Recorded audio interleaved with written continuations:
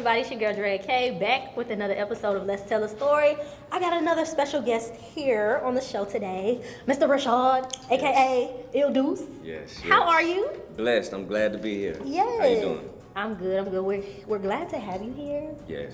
You are a part of Baton Rouge. You are a part of the history. So we want to get into your head. Let's do We it. want to talk to you about some things. So, for people who may not know who you are, what's your name and what do you do? So my name is Rashad Davis, aka Duce, formerly known as Duce, and I am a digital marketing agent. I have a digital marketing agency. So I own my own business. I'm a minister. I'm a mentor, husband, father, all those good things. Minister. Yes.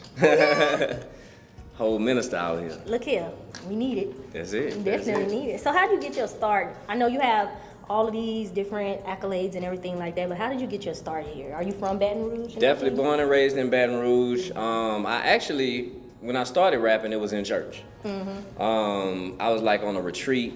We were goofing off. Bunny Hop was out, and we took the Bunny Hop beat and started rapping on it at this little retreat, made it gospel, and then it just caught on. I was on a church tour before I realized it. I was on I was on the whole church tour. I was on the gospel radio station out here.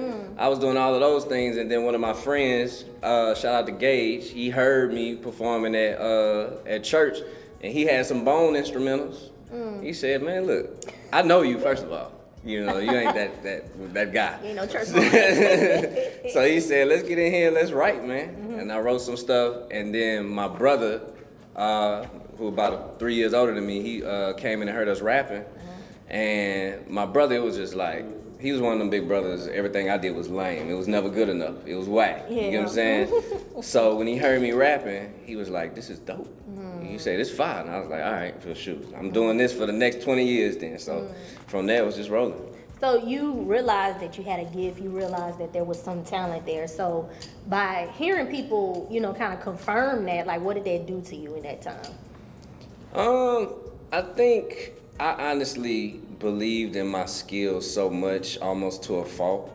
I really wasn't trying to gain people's approval, and because, at least for my skill, the gift, I wanted to make the hit for the people. But my skill, I knew I could rap. So what they did was, I wasn't concerned about their opinions in that right, but I also didn't receive the criticism good enough. I was just like, whatever they hate. If somebody was giving me some constructive criticism, I rejected it and just kept going. I was like, somebody gonna like it type of thing. So it was a good and a bad to that. So when did you first get in the studio to make a song? Man, early studio sessions was at my boy Gage's house, and I actually had Be Real and shout out to Duce. They were in our early sessions, and I was just watching them put songs together and record back to back, and it really kind of showed me the ropes. But I was in high school. I was like 15, 16 years old, and my boy Gage had a studio at his crib. So those were the early days. First official studio I went into was at Socket. And we literally just looked in the phone book. Me and my brother looked in the phone book to try to see what was out here. We saw Socket in there and started recording there. So how was that experience, going from the church band rapping and in that space to going to this space now? Well, that transition was just natural, because it was I never was serious about being a gospel rapper. We was just goofing off, and people actually liked it. So I just kept doing it, But when I made the transition into secular rap, it was just okay, I want to make a career. I want to be the best. I want to be a star. I want to be a legend. And I started saying legend ever since, So it was just what was inside of me. I was just it was just a real desire, a real hunger. And I really just took that hunger and made, my perspective was I wanted to make Baton Rouge my backyard. So I want to treat it like I do whatever I want. I went to every hood, went into the gas stations, went in front of the corner stores, selling my CDs, putting CDs flyers on cars wherever they're gathered. I really made it my backyard and shook all the hands. I was going to DJs' houses. Did you talk to the house? Yeah, I was going to say crib. If you talk to a bunch of these DJs, I bet you they would say they were tired of me. I hooked up with Hanky in Atlanta, DJ Hanky, and he talked about how he used to see me at Southern, and he used to say I always used to be outside his booth annoying him and all this stuff, and coming up to him, following him around, like all the DJs I just used to annoy. But eventually, they became my people. They was shouting me out when I come in the club, and they was running my records. So I was annoying people. Sometimes you gotta annoy people. So what made you have that, like that drive to go after it? Because, you know, a lot of people today, they feel like they don't have to do that groundwork. So what was it in you that wanted to just go after, you know, making your gift into a reality? So I believe that my personality is just I play the long game. There are different personalities out there. There are personalities who are very passionate and extreme, and they'll go after something for a short time frame, and then when they don't get the results they want, they go passionate about something else. I'm like, once I find something, am I speaking to you? Yeah. When I find something and I catch that vision and it clicks in my mind, I'm gonna go, and I play the long game, and I'm all about building from the ground up. That's why I said I went to them corner stores and them gas stations. Like I'm real grassroots. So it's just like, I know that, I guess I'm one of them personality types. I may not be the highest in the room. You know, if I walk in the room, I always had that personality. Like, I don't have to be the main attraction, but I'm gonna work the room. You get what I'm saying? And that's my approach with business, with everything. I'm going to do what I do and be good at what I do. So it's basically about knowing yourself, being confident in what's on the inside of you, and knowing that it's not gonna be easy. Once you understand that it's not gonna be easy, you're able to overcome and endure whatever obstacles that are coming your way. And you get into your goal because you believe. You get what I'm saying? So just believing deep inside. So as far as your like identity and everything is concerned, was it a major transition going from the church to secular? As No. far as like, you know, coming from their world, and you know, they thinking that, oh, you're supposed to use your gift for the church and this and that. Like, was that like a spiritual transition? No, it wasn't hard transitioning into secular, because it wasn't like I was on billboards or nothing as a gospel artist. It was just some churches that knew that what I was doing. But the transition back into, because I got back into ministry. So that transition was hard, and not publicly, but inside of myself. You know, because like that transition was hard because I literally didn't touch my social media for like 2 years. I had created another page to build around the life I was building in Atlanta in ministry. You get what I'm saying? So, and I would ride around sometimes, and I was just like, who am I? What am I doing? What's going on here? So it was like rough, man, within myself. And then God was just speaking to me and telling me, be who you are. Be who you are. Like that person that I just described, where I could work the room and I will just really utilize what's at my fingertips. That's basically my personality. I know how to utilize fully what's in my hands and maximize and multiply it. So be that in ministry. So what that meant was get active, connect with the right people, build relationships, utilize your resources, and it's gonna fulfill you. It's gonna fulfill you. And now, man, I'm doing stuff, and I'm looking around like, is this real? Because business is doing really good. I have a mentorship that, you know, like really touches my heart when I'm really mentoring to these teenage boys between the ages of 13 and 19. And they so grateful, they thankful. A lot of them, you know, fighting cases and stuff like that. And I'm speaking on their behalf, you know, when they go into the court and all that stuff, they calling the mentor, and I'm giving them community service hours and stuff. And I'm really helping them and showing them love. Like some of them homeless, you know what I'm saying? And I'm really showing them a source of love, because I really stand on the fact that love is what kept me from crashing out. My mom's love. That's what kept me from crashing out. And a lot of people, I believe, crash out because they didn't have nobody telling them that they are valuable, they are loved, they are supported. So I just want to be that person. So that was my transition. I figured it out. And now, in terms of my identity, I can be confidently who I am wherever I go. And I had to leave I had to get out of VR for that. I had to go away. Like God called Abraham away from his people. I had to go. I commend and tip my hat to anybody who could do it here. That's a strong individual. Because when you grow up, born and raised in the city, people see you a certain way, and you're a public figure. You get what I'm saying?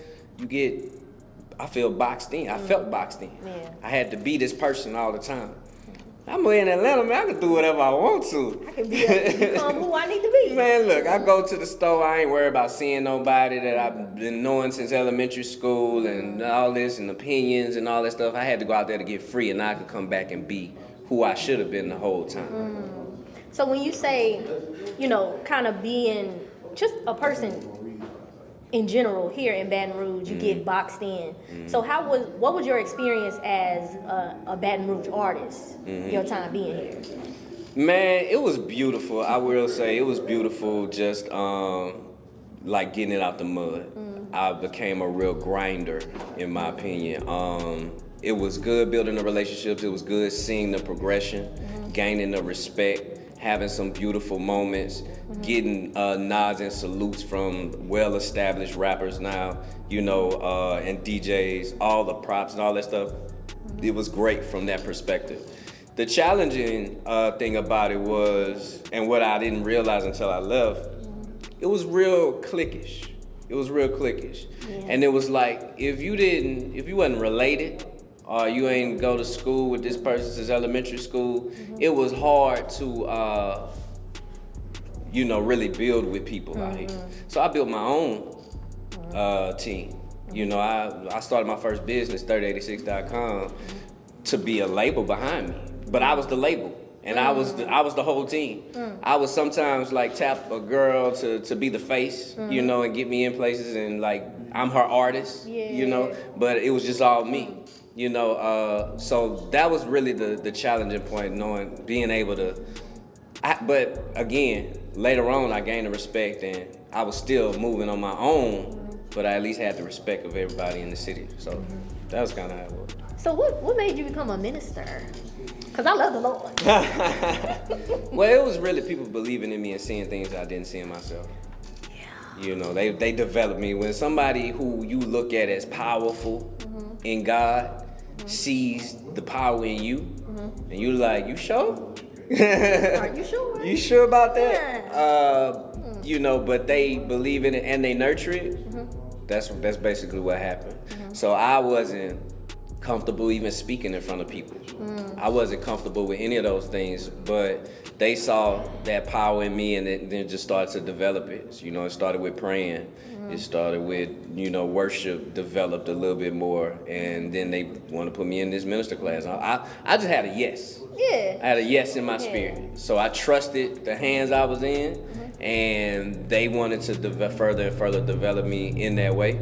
And then, I always had a relationship with God, and I always wanted to be, obedient to Him. So now I learned how to, being out of this pressure, out this box, I learned how to say yes and just let it develop how God wanted to develop it, and that's how it happened. And where did you kind of develop your entrepreneurial spirit? Where did that business savvy mindset come from? Well, my family is very entrepreneur minded. It's just they old school entrepreneurs. My dad was, he always had a job, but he always had some type of hustle on the side. I didn't always like the hustles. At one point, he was selling raccoons and possums out the house, out the deep freezer, and got a little cardboard sign, put it in my front yard. I was so embarrassed. So embarrassed. Daddy, what are you doing? Another time, he was selling snowballs, and nachos out the carport, you know what I'm saying? So he always had some type of hustle. So I was growing up and watching him, sometimes helping him, and seeing that. So when I became 13, I just really started wanting to get my own money. From the time I was 13, so I started cutting grass. I started washing cars. My whole neighborhood was like that, though. All the kids in my neighborhood, we was just cutting everybody's yards. We was having competitions trying to cut people's yards. So from that, it just continued. And then the rapping came. That was entrepreneurship. That was marketing. We was selling CDs in high school. We was advertising and promoting all around the schools and going to different schools and performing. So that started to build it. And like I said, in 2010 is when I started my first business. I was a manager at Walgreens, and I was working overnight. I was seeing all the money they were making, and I was looking like, I can do this. Exactly. I was working from 10 at night to 8 in the morning. So those were the quietest hours of the day. Yeah. And I had a lot of time to think. A lot of time to listen. A lot of time to listen. So I would see the front register made 10,000 or 20,000 a day. Photo made 4,000. The pharmacy made about 20,000. You get what I'm saying? So I'm looking at all these departments and I was just thinking, I was like, man, I could build something like this. So I was like, I'm gonna build a publication that has industry news. We're gonna do event photography. We're gonna do, the questions was popular at Southern at this time. I don't know how many know about them questions, but I was like, I'm gonna holler at Headbuster and get these questions on the website, and we just gonna have a whole bunch of different things going, and then I'm gonna be rapping at the same time and putting my music out through this. So that was my first business, and shoot, it was working, it was booming. How did you have the confidence to do that? Cause that sound like a God idea. Yeah. How you had a confidence to go beyond yourself to kind of trust that process of getting it done? God graced me to be a visionary. You gotta see it. He graced me to be a visionary. So once I see something and it snaps in my mind, like I said, I just go and I don't stop. Ain't no amount of no's gonna stop me. No amount of closed doors gonna stop me. I just keep on going until I start to get that momentum. So it was a lot of nights, especially in this rapping, where I cried. It was when I was going in and on them DJs, it ain't feel good when they would just, throw my CD sometimes. They would just, I remember one time where I cried. Oh no, tell us. I remember one time I drove home crying, man. I was at, I want to say it was Bella Noche when it was on Greenwell Springs. I was at Bella Noche, I went there early. I ain't even gonna say what DJ it was, but I went there early. And I said, I'm gonna go here while he's setting up. I'm gonna holler at him, tell him what's up.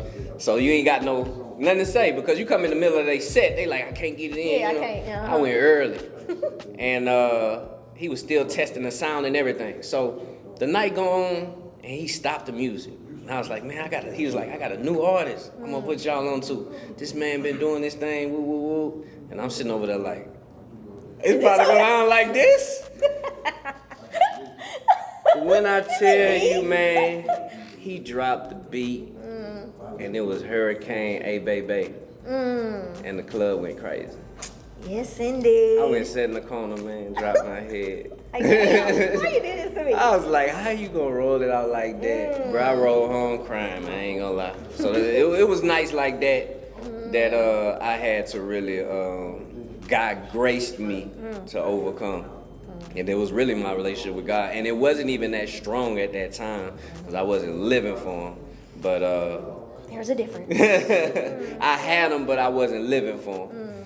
But I still had a prayer life. And that's what really sustained me through that. So when you went through those disappointments and that discouragement, what was it that just kept you going? Was it the gift, or was it the vision that you had for your life? It was that vision. It was that vision. It was believing in what God. I believed I was the best. I believed I was the best at what I did, and I just had to get with the right people who recognized that, believed in that, and took it. And I would have moments. That's one of the things. Even though I would have a lot of disappointments, I would have moments that I'd be like, it's gonna happen. God, it's still in God's hands. Because I have moments. One time I met Mystical outside of Lyceum Dean or something downtown, and I was feeling myself that night. And I had the mixtape out with Super Mike, so I was just like, I went and ran it to him, real confident. Look, this cold. Just saying all the right stuff, and he was just like, all right. He was like kind of taken back, like, all right, Lil, you talking about it? I'm gonna see what you're talking about. And he had called Super Mike like the next day, because my people who connected to him called me and was like, you met Mystical last night? And so it was like moments like that, and getting called to be on Showtime for different stuff, and just all kind of little things. He would drop breadcrumbs to give me hope and keep me on that path. So God will always give you signs that you're on the right path. Won't he? He does it. He does. Every time. So within that, this journey of pursuit that you've had, like, were there moments where you doubted that this was supposed to be for you? Like any lane that you, whether it was ministry or music or entrepreneurship, did you doubt anything? I never doubted ministry, because I feel like we all ministers. Yes. To be honest, if whether you get ordained or not, or if you ministering for God or not, you ministering something. When you open your mouth and you talking, you advocating for something, whether it's good or evil. So you might as well be on the right side of this battle. It. You know what I'm saying? Right. And embrace it and operate. And for me, it's just about being confident in who God created me to be and living publicly for who He called me to be. But with the music, I definitely had doubts at times if it was going to happen, you know. But what you dwell on, you become. I believe that. What you dwell on, you become, and what you become, you attract. You get what I'm saying? So if you dwell on thoughts like, maybe this ain't for me, you're going to start to exude that. You're going to start to move like that. So I've never been one to dwell on negative thoughts. I don't let it fester. You get what I'm saying? Like, even before I knew to take every thought captive and make it obedient to Christ Jesus, even before I knew that, Oh, Corinthians. even before I knew that, I was practicing. Because I can't sit with no negative thoughts, man. I got to keep it moving. I got to keep it moving. So I would take those doubtful thoughts and go record. I would, go work. I would let my work overpower the doubts and the fears. Let that become louder. Exactly. In it. Yeah. Yep. So with your business and everything, your first business was the publication company. How did that get started, and how did you technically get into that? Man, so I went and got my the Secretary of State. I went and did all the paperwork and got that together, and then I started. I forget who built my first website. I just got some people to build my website. I tapped into my network. I tapped into some different girls who I saw and remember from school or who I might have been talking to, and I wanted them to be the face, to be interviewing people. So I was like, it's gonna get me backstage. I'm gonna use this to get me backstage with celebrities, do my thing, type it up with them, give my CDs and stuff. So I just really tapped into that network, and certain people who I talked to believed in it. And then it started moving. And so it was here, it was good here. And when people started to see what I was doing, the DJs started hitting me up. You know, PK1 was one that reached out. He reached out and supported 3086. You know, Earl was also supported. It was different people who really started reaching out and rocking with 3086. And I started interviewing everybody around Beat Baton Rouge and stuff. And so it started moving. And then I moved to Atlanta and took it out there too. And it was booming even more. I used the same strategy. My thing is, I wanted to see if I could come up in a city that I wasn't raised in. Yeah. Be really, that build from the ground up. That's my mentality. And so I did that, and it was booming out there as well, and getting indoors and DJs and all of that stuff. So it was really sticking to it. Get your paperwork right, get your presentation right. And I had been on social media since the days of Black Planet. Damn. Since Black Planet, MySpace, Facebook, I've been on social media. So I knew how to work it and get people into what I was doing, pull people in through social media. That's all it was. It's playing the long game. Whatever you go into, have the mind to play the long game. And if it hit overnight, it hit. But have your mindset prepared to play the long game, and it's gonna come together. So with your publication company and everything like that, that was during a time where social media wasn't where it is now. So how did you transition from doing what you were doing to now, this time and age of social media? Got you. So from 2010 to 2016, it was the news. It was the national news and going to events. And I would also get booked to shoot videos, event videos, and some music videos. I saw some music videos out here. So, and then I would have artists pay me to put their music up there as well. Never knew it was me. I'm communicating through email. Yep. I even created a name, for my little virtual assistant. Really? Yeah, so I did that, and then in 2016, I figured out how to really do growth hacking on social media. Basically, how to get people followers. You know, I did it on Twitter first. So my Twitter for my 3086, I got like 40,000 followers. I had built up my email list to like 10,000 because I was just like, artists, send me your music. We gonna review it and get you posted. So everybody was sending me their music, and that's how I built up the email list and all that stuff. So I was like, man, this is a whole business right here. Again, I had a vision, caught it, and said, let's do it. So I switched the business up and said, let's do social media management. And that's when I started getting clients, and not just artists. I started doing small businesses and saying, I could get you followers, I could get you leads. Because just how the artists were sending me them emails, I could get you in whatever your industry is. I could get them sending you information and build your business up. So I started doing that, and it hit. It started making me money. And so I evolved in. I changed the name T86, kind of let the blog go, because that was a blog. I let that go, transitioned to a digital marketing agency, and then I transitioned again in 2020 to more community focused, like online communities, like Facebook groups, whatever the group is. Memberships and courses. So if you want to teach somebody how to do something, you want students all over the country, that's what my business assists people with. You got some ideas? Do I? Yes. So that's what I've been doing. That's how I transitioned in with the digital marketing evolution, or the social media evolution. That's it. Okay, Lord. He's speaking to you. He'll do it. He'll always do it. You too loud up there. Oh no.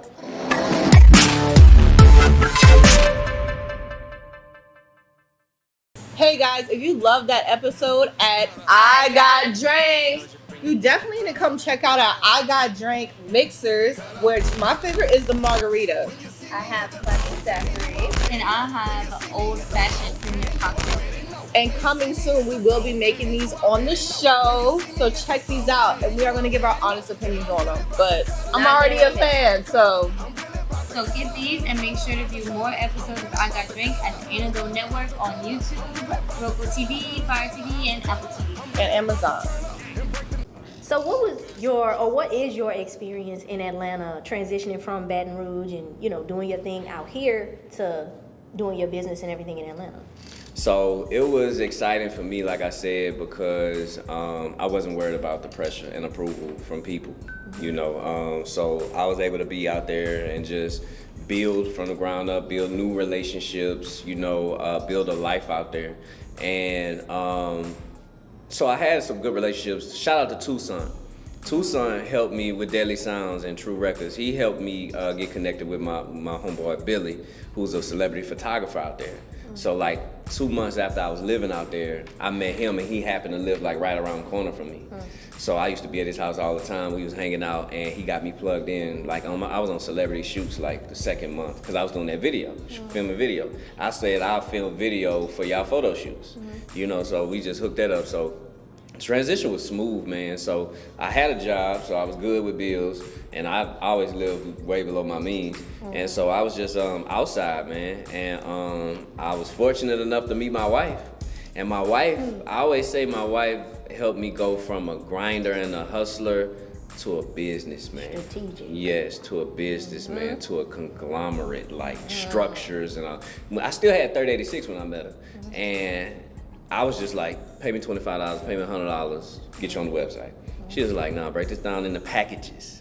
Give them different things, include photography. I don't know, what if we don't get the photographer from? How am I gonna pay them? You just get them when they pay you. We go figure it out. So I was real like, I gotta know A, B, C, and D. She was like, let's get A and B and C and D written out.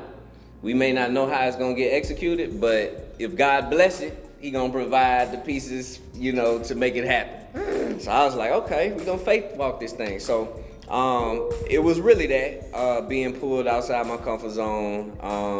And I really just, like I said, thank God for her, because, and the relationships that I built out there, because people really embraced me out there and helped me develop into a bigger businessman. And the difference I say between Baton Rouge, I said what Baton Rouge is like cliquish. They get money out here, but it's cliquish. Out there, you can work your way into any circle. You can, if you hustling DJ Drama will call you. He'll pull up on you. Like, you know, it's no politics. Like, I didn't experience, if it's somebody that's their experience, I didn't experience the politics out there. They about getting money. In all areas. Exactly. They're about getting money. So if you about getting money, you can come over here and get some money with me. As long as you ain't killed none of my people, my family, we could get money together. That's how it is in Atlanta. And so it was just awesome to build. And it's like all ages. And once I got out of the music side and got into the business side and ministry, it was like, that's just how it is. Like, everybody was trying to get to that purpose, fulfill destiny. So when you say get out of the music, are you like completely done with the music, or? Done.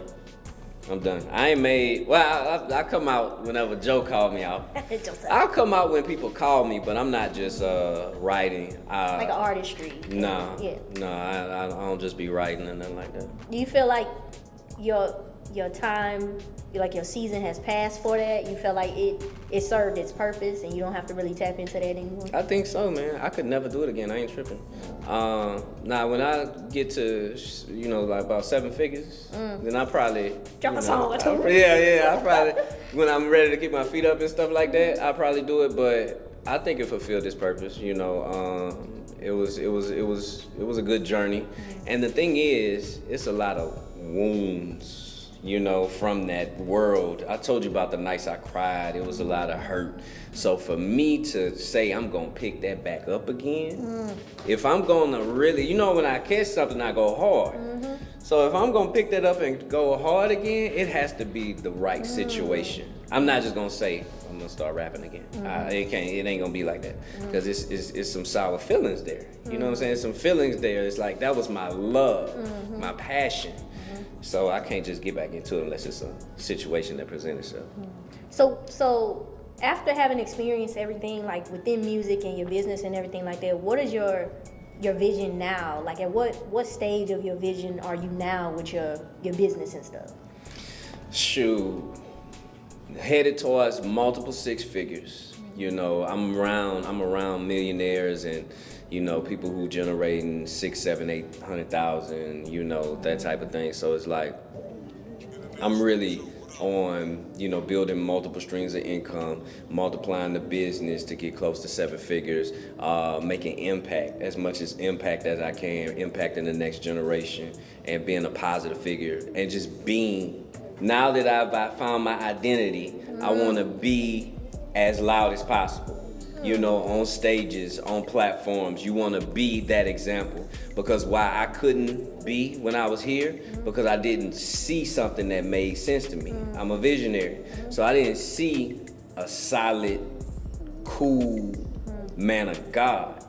I see street dudes, I saw them all the time. And I see the church boy. I never saw them coexist in the same space. So it's like, I want to be that, as much as possible, so that kid who's trying to figure out how to live for God but not be, cast out in school or whatever the case is, they can understand what it looks like and how to move and navigate in that space. So I'm just being. That's it. Good Lord. Okay. Is it blessing you? Joseph! What you doing? I hope it's blessing somebody else too. So within like your purpose, I know you're walking and you're living in your purpose. What is the thing that has helped you kind of embody all of your gifts and your talents? What has helped me embody everything? I mean, it's just grace. It's just grace. It's just grace that helped me figure out all the pieces. One thing I will say is God was send people, like I said, I didn't necessarily have an example growing up, but he would send some people who was trying to figure it out. So I would always have like a street dude who was like wilding, but he'll pray with me.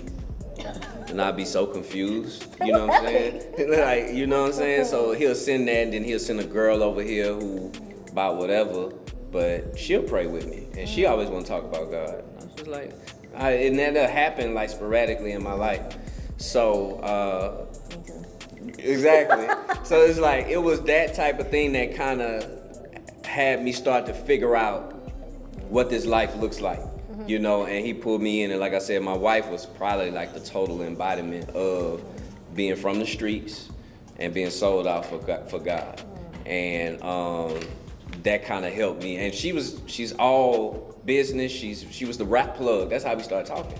Like she was the plug out there for like all the relationships and connections, you know. So she kind of, seeing her and how she moved kind of helped me have an example as well. So God just really strategically placing those relationships and me being able to soak up game. I always been good at that, being able to soak it up and apply it to my life. How do you deal with the negativity and the persecution of being who you are, believing in who you believe in these different type of industries? Man, like I said, I got to the place where people's opinion don't matter. I got delivered from people. Delivered from people. I got delivered from people. So just being able to people's opinion. I think Blaze said it yesterday.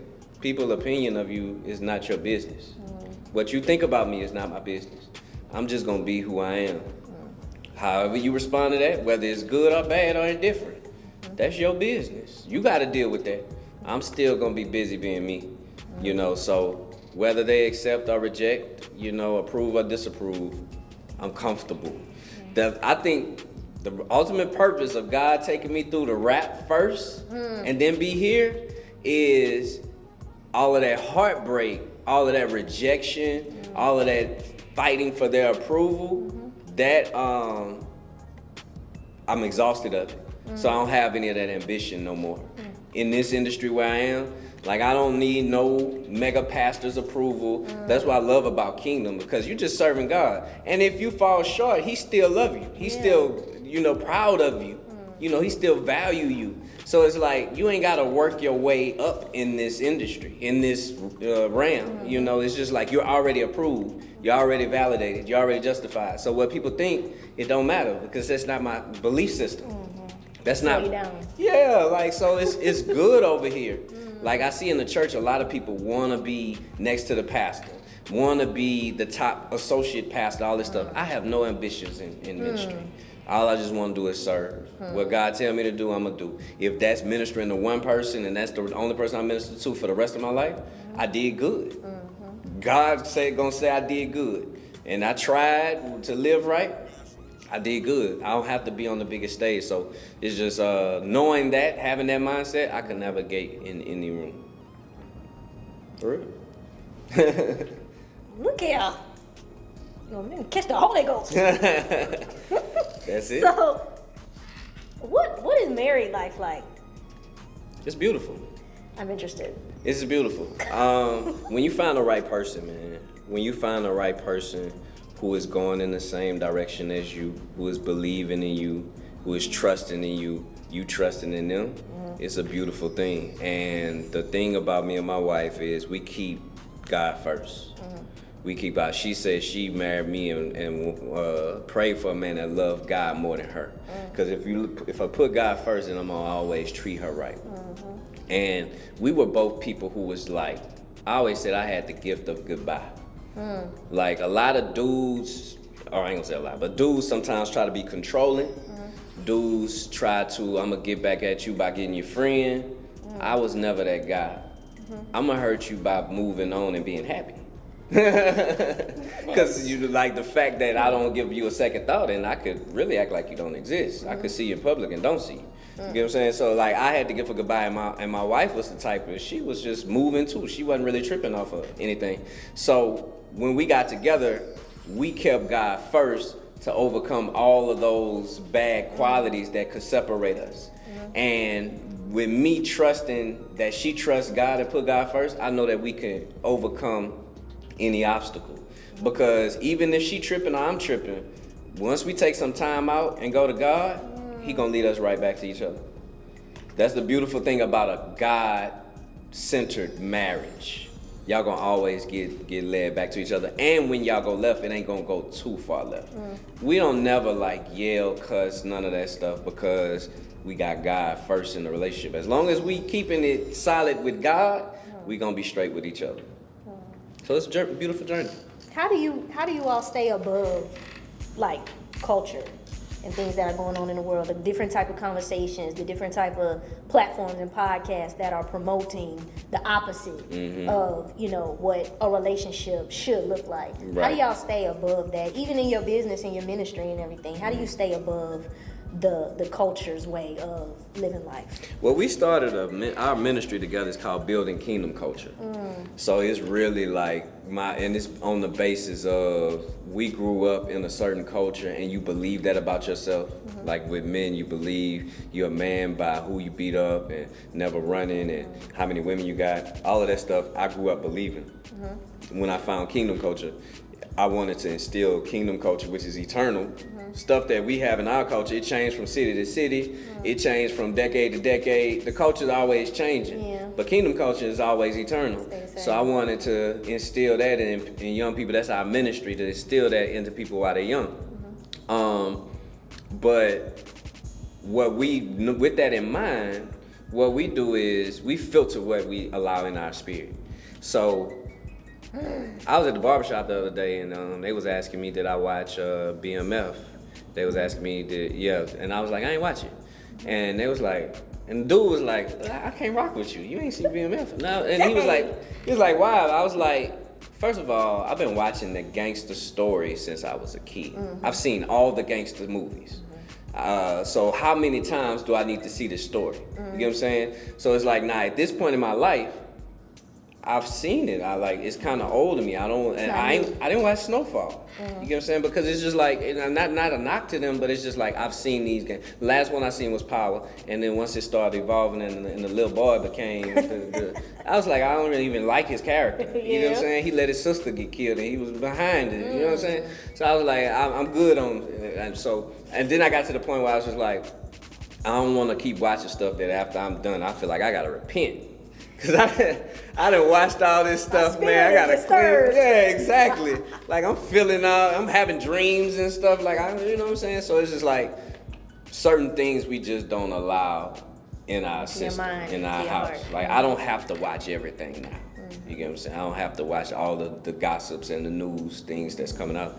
It's just you get to a point where it don't matter no more. How do you stay motivated within your business? Just having all of these different areas to serve, how do you replenish yourself and stay motivated in it? You gotta be intentional about your refueling. So I'm intentional about disconnecting from the day-to-day on a regular basis. You gotta create your little pockets. I wake up early in the morning before the whole family wake up, and I spend my time with God. I spend my time in meditation. I spend my time studying. That's gonna prepare me for the day. I make sure I go out to the gym. I make sure I go out and go get groceries, whatever it is. I'm gonna have my God time with what I call mentors. And my circle is solid now. You get what I'm saying? I don't have to have the conversations where we just talking about girls we used to talk to in high school. You get what I'm saying? I don't have to talk about who Kim Kardashian dating now. I don't have to have them conversations no more. We talking about $1 million conversations. Business! We talk about $1 million conversations. We talk about family. We talking about impact. I have real conversations that are empowering, and that's my circle now. You get what I'm saying? So building the life that you can really exist in and thrive in is important. You get what I'm saying? You have to be intentional about your circle, intentional about your habits. I don't work out for whatever reason. I work out because if ain't nothing else going good in my life, I worked out today. I got a little bit swoller. You get what I'm saying? I got a little bit healthier. So it's just building little things where you can feel good about yourself. And that's the life that you live in. That's the world that you live in. So that's how I refuel. Make sure I connect with God and make sure I have a routine that empowers me. How do you deal with sin in your own life? Well, first of all, it don't rule me. Even before I started living for Christ, I don't want nothing to control me. You get what I'm saying? Like, I don't want nothing to control me. When I was smoking weed heavy, I was just stop for like 3-4 months. Just stop smoking. I stopped drinking. You get what I'm saying? Like, I don't want nothing to have control of me. So when it comes to sin, God always convict me in certain areas. You know what I'm saying? Like, this is getting a little bit out of hand. Get that in check. I guess he wouldn't say a little bit out of hand because I was saying it fast. Right. What are you doing? So, like, certain things he'll convict me on, and I'm like, let me check this, let me check that, you know? So just really being in tune with what he's saying, what he's doing, and being able to have a yes in your spirit and check it. Being able to cut different things. I cut anything. I'm a faster. I fast. So I'll stop eating. I've been 13 days without eating before. Just water and tea. Yeah. So I like I said, I wake up early in the morning. I only get maybe 4 or 5 hours of sleep. So I give that to God. You know, whatever it is, I've cleansed my whole social media. One time I was following like 3,000-4,000 people. Now I'm only following 400, and it's not to look cool, but it's like I don't need the girl who I used to have a whole bunch of history with. I don't need that. You know what I'm saying? I don't need all the booty shaking. I don't need all of that stuff because now I gotta cleanse myself again, and I don't want stuff to fester. And when an opportunity presents itself, I fed a vice instead of starving it. I want to starve my vices, not feed them so they can become stronger. And it's just about becoming a better person. And I run around here. When you get there, like once you get there and God elevates you and you're there, you don't want to be the next scandal. You don't want to be the next person crashing down, you know? So I always anticipated God elevate. And when I get there, I want to be ready. And I ask you that because I'm pretty sure it's people watching that may, want to build a relationship with God, or they may have some type of knowledge of who He is, but they feel like, they're too far gone, or they feel like they too much embedded into their sin and they feel guilty and, ashamed of themselves. So I ask you that because it's one thing to acknowledge the conviction, but how do you get through like the process of just like forgiving yourself for doing all of the stuff, and then having that time to be like, okay, let me get back on track. But it's like the forgiving yourself part is what's, Well, you got to study your Bible. You got to study your Bible, because if you know your Bible, you'll know that it was some messed up individuals that God used mightily in His Bible, in the Word. So understanding that you're never too far gone. He loves you more than anything. He wants good for you, so identifying that it's all a process. It's all a process. So, Saul was killing Christians. Killing the Christians. Killing Christians, ordering deaths for Christians. Planning it. And Christ used him more mightily than anybody in the New Testament, really. You get what I'm saying? So it's like Moses was a murderer. He killed one person though. That's a murderer. I gotta catch multiple bodies to be crowned as a murderer. Nah, he killed one person. He killed somebody. Yeah. And God used him to deliver a whole nation. So I say read your Bible first. Get connected to the right people. God will always send you somebody who, even in your mess, they believe in you and they see you for who you really are. Not where you are right now, but who God created you to be. Connect to that person, talk to that person, and believe them. Listen to what they saying and what they instilling in you, and tie into that. And don't, what I said earlier, don't dwell on things. Try your best not to dwell on it. Like who you were yesterday, in Christ, you could be a new person today. You just got to believe. It's all up here. It's all up here. It's all in how you see yourself, how you view yourself. So make a decision. Become disgusted with what you were. Disgusted? Become disgusted with it. If you're going to change, you got to be disgusted with who you were. And become a new person and say, I'm not going to be that person no more. And one thing I did in my hardest times, when it was hard to let go of something, when it was hard to get over something, anytime it hit, I give it to God. Anytime that feeling of conviction, anytime that condemnation, that guilt, that shame hit, continue to give it to God, and He'll heal it every time. He'll heal it little by little every time until the feeling not there no more. So that's what I would say. Give it to God continuously until you heal. Goodness. We preaching up in here. So within you know, your plans of ministry and everything like that. Like, where are you now as far as what you want to do for your impact? Like, what area are you more focused on right now to build a better impact? Youth and men. Youth and adult men. So I have a boys mentorship. It's about 12 to 15 boys in there right now. And it's an amazing journey. And then I wasn't even trying to do grown men, but God just pulled me into that. You know, I just been receiving calls. So I've been ministering, and we're getting into marriage right now. Marriage ministry. We got an event next weekend. I really wasn't trying to do. It's in Atlanta. It's gonna be online. It might be. Yeah. So, and we was on a marriage panel at my sister Coach Tyra's event 2 weeks ago. So we getting into marriage ministry too. I definitely didn't foresee that, but in terms of what I see, where God is pushing me is with the youth, and we just got connected to a church. Shout out to All Nations Atlanta, and exactly so. And I've been connected with Dr. Hart, and I don't know what he has in store for me, but I got a yes in my spirit. So that's how I'm making it, mainly through the youth, but God is doing other things as well. So where can everybody like find you, get in touch with you, talk to you, do something with you? Like, where can they find you on social media and everything? Yes, so Instagram is one Rashad Davis, the number one Rashad Davis. Facebook Rashad Davis. I think TikTok, which I'm never really on, is it might be one Rashad Davis on there too. One Rashad Davis on everything, really. Yeah, so it's on there. BuildingKingdomCulture.com is the ministry. Yeah. We're gonna have to talk. Let's talk. We're gonna have to, Let's do this thing. But thank you for coming on. Absolutely, great conversation.